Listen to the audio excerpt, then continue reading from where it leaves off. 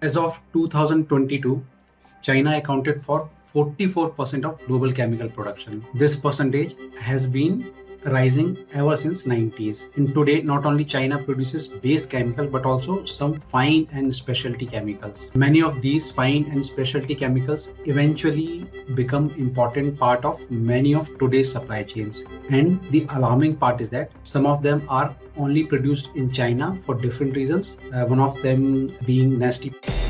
There it is up ahead. So let me ask you something. You want to source from China.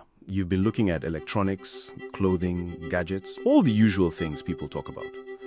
But what if I told you that the real money, the real weight of China's global dominance is not in those things at all? It is in chemicals. And I don't mean the ones you use to clean your bathroom. I mean the kind of chemicals that literally run the entire world. Welcome back. My name is Barley China. I'm your guy on the ground here in China, and today we are going into something most importation people don't even talk about: China's chemical market. And trust me, once you understand this, the way you see China as a business hub will never be the same again. So here's the thing. China is not just the biggest chemical producer in the world. It controls more than 40% of global chemical production. 40%. That means if China slows down or stops, the entire planet feels it. Agriculture, pharmaceuticals, construction, batteries, textiles, plastics, all of them depend on chemicals that are coming from right here in China. Now, I'm not going to lie to you. I've had conversations with people I know who are in serious manufacturing businesses in Nigeria, in India, in Brazil, and almost all of them at some point in their supply chain are buying raw materials that originated from China. Most of them don't even know it. That's the level we are talking about. Let me break this down for you because I want it to make sense. The biggest thing China exports in terms of chemicals is what they call organic chemicals. This is the number one category. We are talking over $82 billion worth in 2024 alone. Things like acetic acid, formaldehyde, benzene, ethylene, compounds used in making plastics, medicines, paints, resins, all coming from China at a scale no other country can match. Then you have inorganic chemicals: soda ash, sulfuric acid, phosphoric acid, titanium dioxide, that white pigment you see in almost every paint product, every coated surface. China holds about 17% of global capacity for that alone. Now here's where it gets interesting, and this is something I can tell you for a fact based on what I've seen and from people I know doing serious business in this space. The agrochemical game is something else entirely.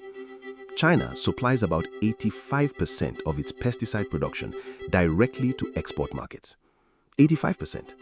Countries like Brazil, India, the United States, Vietnam, they are all buying herbicides, insecticides, fungicides from China.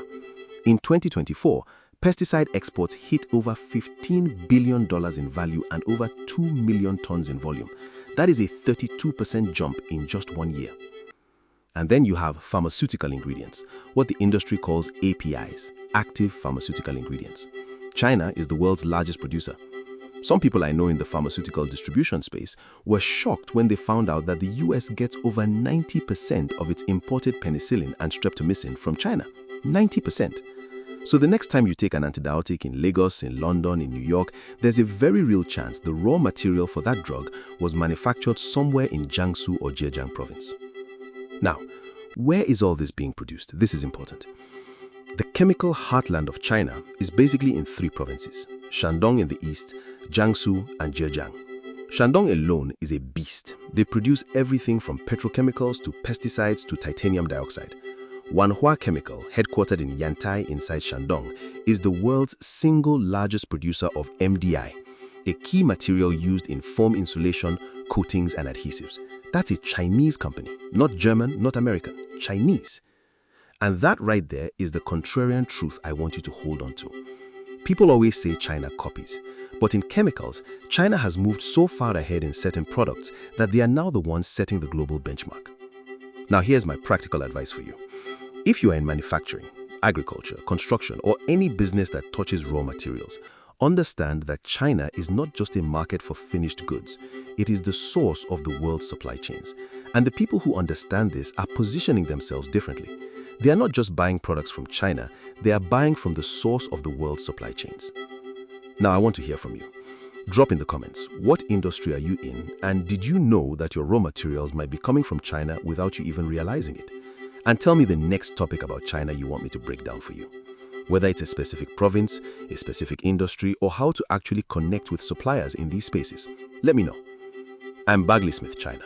Stay connected, stay informed, and I'll see you in the next one.